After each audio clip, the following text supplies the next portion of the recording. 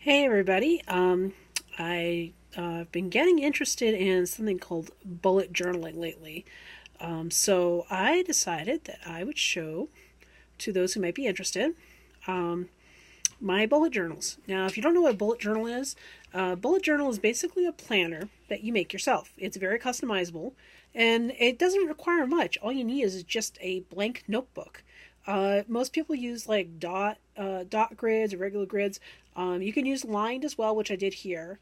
And it can be very cheap to make your own bullet journals. With these two journals I'm going to show you, I paid $1 for each of these composition books. I did one for school and one for health because I am preparing for surgery. So what we're going to do is that I am going to show you both my journals here. This is my journal for school because I went back to school in the fall. I'm going part time. So a lot of these outline places that I've been seeing online that have been showing their journals for school have focused on those for students who are going full time. Now I'm going back part time. So mine's going to be a little different than the ones you might have seen online. So let's start. So I have my title there, School Journal Lori Ingham, and my phone number is underneath the paper. So that's why I have it covered up. So let's open it up. So there's my cover, Lori's Study Tracker. And I got my little graduation cap here. Now the good thing about this is you see if you go to Pinterest and try to look at other people's outlines, you'll notice a lot of them are just trying to are basically a lot of them are showing off. They just want to show how artistic they are and all that. Now our journals can be as artistic as you want or as minimalist as you want. Which is what's cool about these is that you can customize it any way you want. You're the only ones that are going to be seeing it for the most part. So here's mine. So first thing is when you're setting up your journal is an index. So you need to put an index in the front so you can keep track of all your pages and what you're putting in your journal. And so let's start with my first layout. Now, I'll show you what I did here. So these are my classes needed for graduation.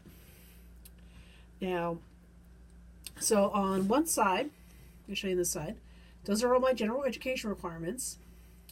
And you'll notice that I have 4 classes under grade marked with TR. Now, if you look at the little key here, TR stands for transfer credits. These are credits that I earned when I was an undergrad back in one of my other schools. And because they were able to take the transfer credits, I don't have to take those classes. So 2 of them I've actually marked in pencil because I'm talking with my advisor about getting those because I got the credits for them. They let me transfer those, but they haven't applied it to what classes I'd be able to not have to take yet. So for the time being, they're in pencil. And the science elective, my professor still has to talk with the science department about that one. But you see here is the list of classes I need to take in my gen ed, and what I need to take. And see if you can see, because of the fact that I already have a lot of gen eds from previous schools, a lot of my gen eds are going to be, I won't have to take as many. So the only ones I have to worry about are my 2 math ones and the communications one and the capstone, which is part of the internship that I'm going to have to take eventually. So, and then we look over here, are all my major credits. So it's all programming classes. So this semester, I'm taking class on programming with Raspberry Pi and personal computer, hardware and software. And then I have a whole bunch of other classes I got to take. And now the goal is to try to get rid of the gen eds as soon as possible so that I could focus on these classes. And my husband went to school here, so that was his advice as well. And just get the gen eds out of the way as soon as possible, and then I could focus on the IT classes. And then so we can get all the way down here. We have the internship down here. And then down here will be where I put my final GPA. So, okay, so let's see on the next page. Okay, again, I've covered that because I don't want anybody knowing what my schedule is going to be next year. And as you can see, this schedule is pretty bare. Like I said, I only have 2 classes that I'm taking next year, and you can see they're at night. And eventually, when I get a job, I'm going to be putting up my job schedule up here. But for the most part, that's what my schedule looks like right now. This is my fall 2000 semester at a glance. And you can see all the dates here. And what I'm going to be doing here is that this is the... I'm going to put here like major dates I need to focus on for the semester as far as certain things in regards to school that I need to pay attention to. So I'm going to put those in at some point. Okay, for the next page. Okay, so this is going to be my study tracker. I've got I got the dates here. I have all my dates here. And if you look to the side, I have one class I get marked for one for which one I'm going to fill in, and I like actually both my classes there. So when I get done for each hour, I'm going to put a X for each hour that I've studied. Now I think I've made this too big, but we'll figure that out. One of the good things about this is that I can adjust it for the next time I do this. And that way I can figure out what's realistic or not. So for the time being, I've made the tracker pretty big. So that's the tracker. And so what I'm going to do is I'm going to do for every hour I study for this subject, I'm going to put an X in. That way I can determine how much time I'm actually really studying. Okay. So then we have my class info. And I kind of know who my professors are, but I don't have their information yet. So I haven't written the information down. I'm going to wait until the first day of classes before I do that. So when I do this, I'm going to put down my professor's name, my TA's name, if there's one, email of the professor, and office hours, so I know when to go, and if I'm able to go to office hours or try to make an appointment, I do that. Okay, here's my next page. It's my grade tracker. And because I only have 2 classes, each class has its own page. So on this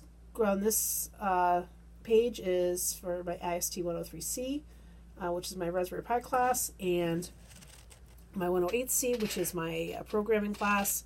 And this is where I'm going to put the assignments and the grade that I get for the assignments and the weight of each assignment, so I can keep track of each of these classes. So, and then here's my reading log, and I'm going to write down the assignments and put when they're due once I get my syllabi. And that way I can keep track here and look at my assignments here and see, okay, what do I need to do this week?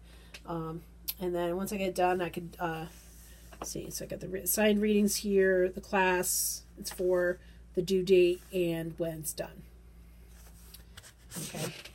And then over here is my assignments tracker. Again, write the assignments here, the class it's for, the due date, and when it's done.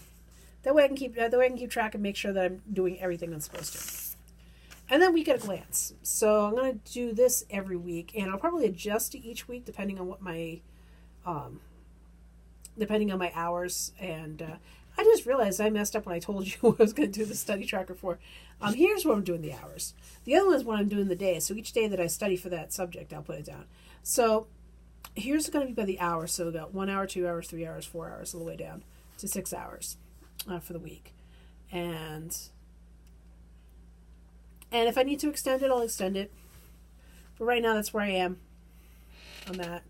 So up here, I'm going to put the assignments as to when they're due, or the days that I plan on doing them.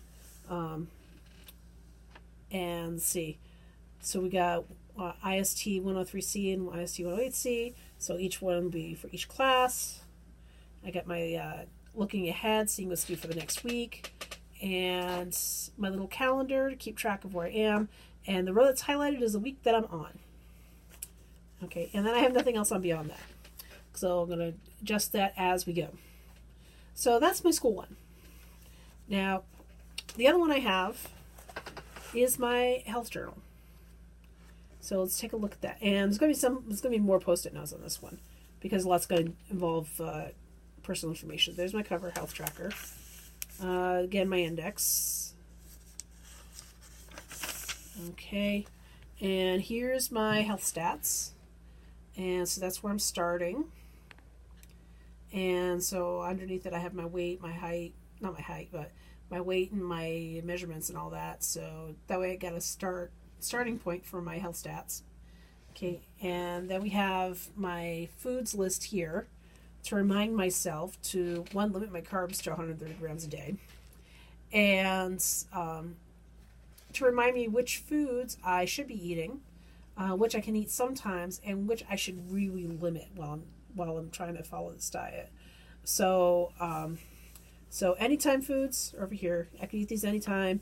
Got my sometime foods, my limited foods, and keep in mind I am on a doctor's diet, so you don't necessarily have to follow this. Consult with your doctor before following any diet, but I figured this wasn't personal enough to cover it up because it's just a foods list, so it doesn't have any personal information in there. But this is basically to help guide me as to where I should be eating and what I should be eating. Okay, here, my weight tracker, so I'm going to keep track of my weight here. So I have date and weight. Do I have anything else under there? Nope. So one side date and weight and the other side date and weight. So that way I can keep track of where I am weight-wise each day to make sure that I'm losing what I should be losing before this surgery. So walking log. I track. My goal is to do 15-minute walk 4 to 5 times a week right now. It's my first challenge. So right now I've done it once. So that I've managed to keep track of so far since I've been doing this. So, and that's a struggle. So that's where I plan on keeping my walking. Let's see. And then just keep going with that. I'm going to continue it over here when we eventually get there. My surgery prep, I've got my things I need to do before my surgery. That way I can get into the habit of doing it after my surgery. So things I have here are avoid carbonated beverages, no alcohol, avoid caffeine, practice chewing everything I eat, practice drinking fluids between meals. So instead of drinking at meals, I drink in between.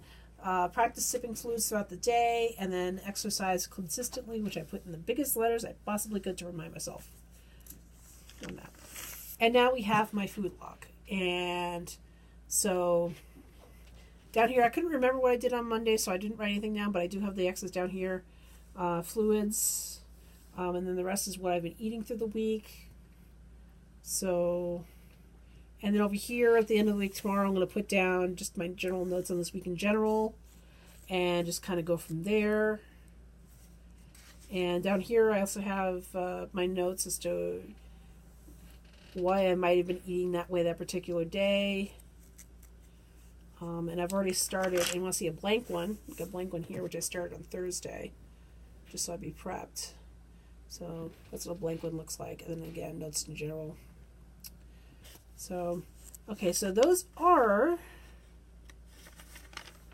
so I'm going to start a new one next week. So those are my journals. So if you have any comments, questions, write them down below, and I hope to see you soon. Bye.